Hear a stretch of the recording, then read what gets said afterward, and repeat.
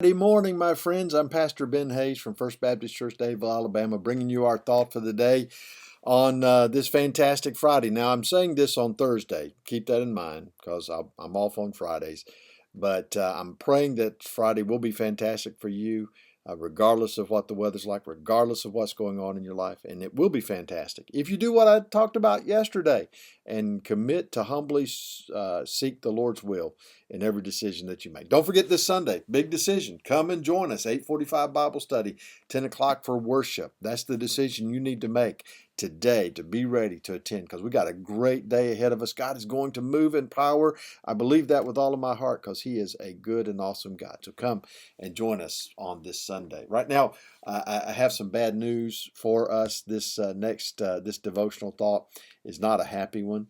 And some of you who have already read ahead of that, you look at James chapter 5 and you say, well, what's wrong? I'm not one of these people he's talking about. Listen, compared to 90% of the rest of the world, we are the exact people he's talking about. Now, the good news is in his church in Jerusalem, there was a group of people that he's dealing with that were causing problems for the church.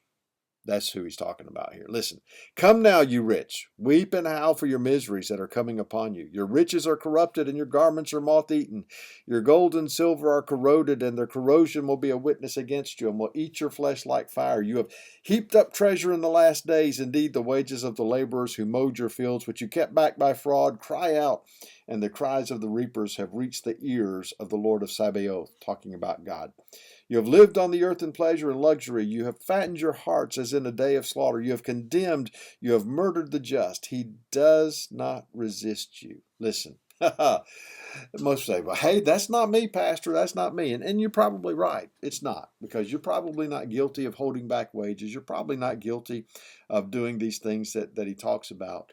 But how do we relate to our possessions, to our bank accounts, to our retirement accounts? How do we think about those things? Because understand, just as we commit everything to the Lord and make those decisions based on His will, everything that we have has been given to us by God. In fact, not really given, just loaned to us. We're just stewards of our houses, our cars, our money, our land, all of those things. And we got to remember that because God has blessed us with these things so that we can minister to people who are in need. This is what he's talking about here.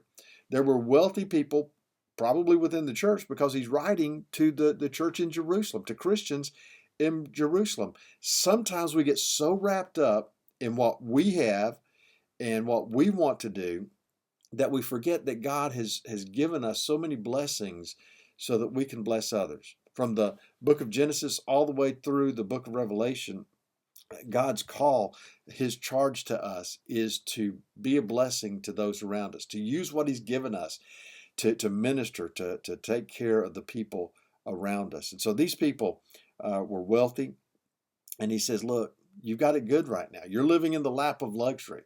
Folks, we live in the lap of luxury, and even our poorest people in America are blessed when you compare them to third world countries around the world, to most of the countries around the world. But listen to what he says. We can harbor all of these or hoard all of these things around us, and he says, your riches are corrupted, your garments are moth-eaten, those things that we hold so dear to. Listen, nature is designed, and understand this. God designed nature in this way because of the fact that we live in a fallen world.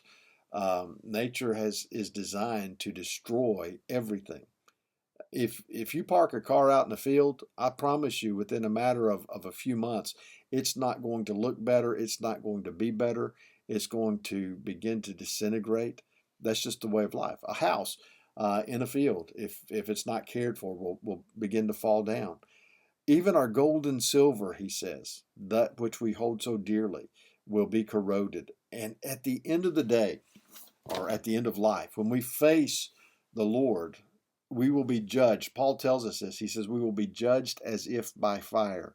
All of the works that we do will be judged. Are they done for the glory of God? Are they done for the benefit of others? Are we using what God has gifted us with to help people who are in need? Because if not, all of those things that we held so dear will just be burned up and it won't matter. That's what he's talking about here. our gold and silver will be a witness against us. If we have so much money in our bank accounts at the end of life that, nobody knows what to do with, or if we have just a few thousand, why didn't we serve as better stewards? See, that's the key here. We're so wrapped up in retirement, we're so wrapped up in leaving something for our family, we forget that God has called us to take care of people around us here and now. Well, that's convicting, isn't it? We'll talk about this some more next week, but I want you to pray about this today. How can you be better stewards of what God has given to you? I'm praying that for myself. And let's see what God says to us. All right? Be blessed. Be back here Monday.